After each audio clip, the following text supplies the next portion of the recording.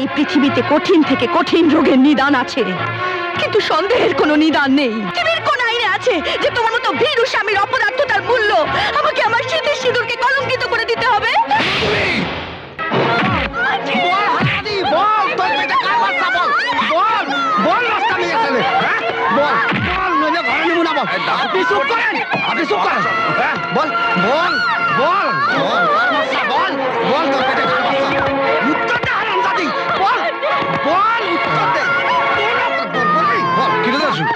বউটাকে মারছিস কেন? আপনি বিচার করেন, আপনি বিচার করেন। ওরে কদিন আগে গুন্ডারা উঠিয়ে নিয়ে গেছিল, ওর গুন্ডারা ইজ্জত নিয়েছিল, ওর পেটে বাচ্চা এসেছে, এখন বলে কিনা ওর বাপ আমি। তাই বলে এভাবে তুই ওকে মারবি? যা যা, ওকে ঘরে নিয়ে যা। অভি, দেখলি তো অভি, সেদিন আমি মাধবীর চেহারা দেখেই বলেছিলাম না যে গুন্ডারা ওর সঙ্গে কিছু কুকর্ম করেছে? আজ সেই সত্যটা জানা গেল তো? কি সত্য? কি জানা গেল? মা, তুমি হেয়ালি না করে আমাকে সাফ সাফ বলবে যে কি হয়েছে। এমনিতে আজ আমার মাথাটা গরম হয়ে রয়েছে। সেদিন তুই আর তোর বাবা আমাকে যাচ্ছে তাই ভাবে বলেছিলি, আজ তো প্রমাণ হয়ে গেল। আচ্ছা মা, তুমি কি সহজভাবে কথা বলতে পারো না? আজ ডাক্তার এসেছিল, মাধবীকে চেক আপ করে বলে গেল সে নাকি পুয়াতি, ওই গুন্ডাদের কারো বাচ্চা পেটে ধরেছে। মা চুপ করো, হে মিথ্যে। কি? আমি মিথ্যে কথা বলছি? তো বেশ, তো আমার কথা বিশ্বাস না হয় তো যা না নিজে সোহাগের বউকে জিজ্ঞেস কর না যে সে কার বাচ্চা পেটে ধরেছে। না না, এ হতে পারে না, এ হতে পারে না, সব মিথ্যে। মাধবী কখনোই আমাকে ঠকাতে পারে না মা, কখনোই না।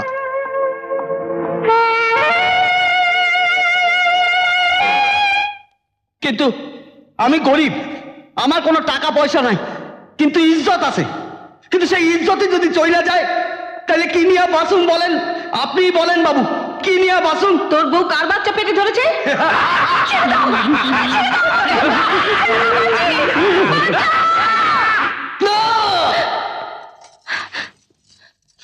কি হয়েছে? কি হলো? তুমি এত চিৎকার করে উঠলে কেন? আমি তোমাকে জিজ্ঞেস করছি কি হয়েছে। তার জন্য তোমার লাভ? লাভ খুশির প্রশ্ন নয়, আমি তোমার স্ত্রী, তোমার ভালো মন্দ জানার অধিকার আমার নিশ্চয়ই আছে।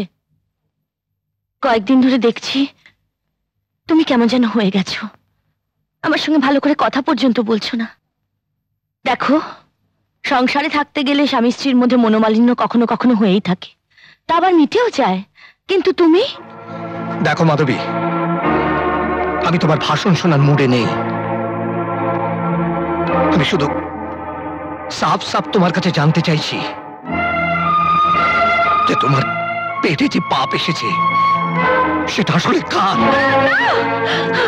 না, এ পাপ নয় অভিজিৎ, এ পাপ নয়, এ তোমার পবিত্র রক্ত। অসম্ভব, অসম্ভব, এ হতে পারে না। এ ওই গুন্ডাদের নোংরা রক্ত, যারা সেদিন তোমার ইজ্জত নিয়েছিল, তোমাকে বলাৎকার করেছে। মিথ্যে, সম্পূর্ণ মিথ্যে। সেদিন কেউ আমার ইজ্জত নেয়নি, কেউ আমাকে বলাৎকার করেনি, সে কথা আমি সেদিনই তোমায় বলছিলাম, বলিনি? হ্যাঁ হ্যাঁ, বলেছিলে, বলেছিলে। আর আমিও তোমার বানানো গল্পকে সত্য বলে বিশ্বাস করেছিলাম। কিন্তু মাধবী, তুমি প্রকৃত সত্যকে গোপন রেখে আমাকে বোকা বানিয়েছো, আমার সঙ্গে বিশ্বাসঘাতকতা করেছো। আমি তোমার ছেলের দিব্যি নিয়ে বলছি, আমি তোমার কাছে কোনো কিছু গোপন করিনি, আমি তোমার সাথে বিশ্বাসঘাতকতা করিনি। হ্যাঁ করেছো। না, সেদিন যখন ওই গুন্ডাদের হাত থেকে বাঁচবার জন্য আমি মরিয়া হয়ে উঠেছিলাম, তখন হঠাৎ হাতের কাছে একটা তলোয়ার পেয়ে যাই, আর সেটা দিয়ে আমি ওদের আঘাত করে সেখান থেকে পালিয়ে আসি। মাধবী, মাধবী, তোমার এই বানানো গল্প শুনিয়ে তুমি তোমার হারানো ইজ্জত ফেরত আনতে পারবে না। আমাকে তুমি যতই বোঝাবার চেষ্টা করো না কেন, তুমি নিজেকে কখনোই নিষ্কলঙ্ক সতী সাবিত্রী প্রমাণ করতে পারবে না। বারবার তুমি আমার স্মৃতি সিঁদুরে দাগ লাগিও না গো, আমি আজও পবিত্র। সেদিন যদি ওরা সত্যি আমার ইজ্জত নিত, তাহলে আমার সেই হারানো ইজ্জত নিয়ে এই ঘরের চৌকাঠ পেরোনোর বদলে আমি গঙ্গায় ডুবে নিজের জীবন দিয়ে দিতাম। এখনো সময় আছে, যদি তুমি চাও তাহলে আমরা দুজনে আগের মতো এই ছাদের নিচে স্বামী স্ত্রী হিসেবে থাকতে পারি, কিন্তু একটা শর্তে। শর্ত? কিসের শর্ত?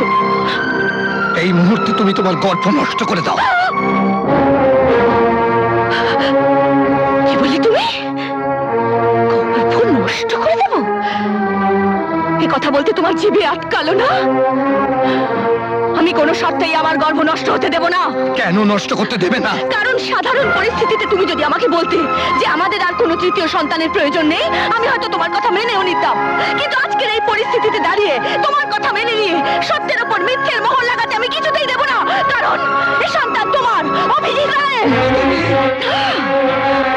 চেঁচিও না। এই পৃথিবীতে কঠিন থেকে কঠিন রোগের নিদান আছে, কিন্তু সন্দেহের কোনো নিদান নেই। আমি আমার গর্ভের সন্তানকে নষ্ট করে তোমার সন্দেহকে সত্যে পরিণত হতে দেব না, কিছুতেই না। আমিও কোনো কিছুর বিনিময়ে আমাদের পরিবারের মান সম্মান বাজারে নিলাম হতে দেব না।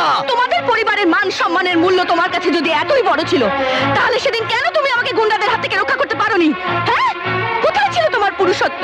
পৃথিবীর কোন আইনে আছে যে তোমার মতো ভীরু স্বামীর অপদার্থতার মূল্য আমাকে আমার স্মৃতির সিঁদুরকে কলঙ্কিত করে দিতে হবে?